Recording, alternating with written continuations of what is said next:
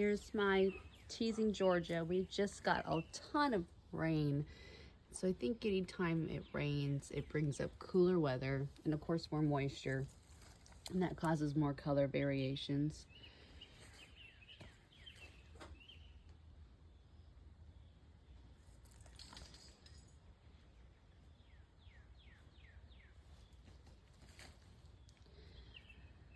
So she's got a bit more of an orange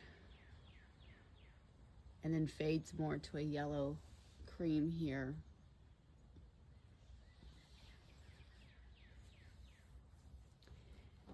And then my Bathsheba.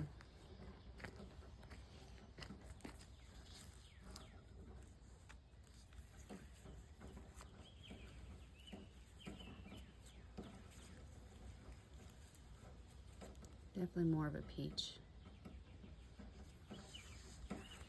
And my Graham Thomas is over here. And he's definitely more. So this guy is 10 years old. And of course he's not the best taken care of here. But, okay, Sky. Okay. But he's definitely yellow. And I imagine maybe if he wasn't so crowded with the clematis, he probably would grow better, but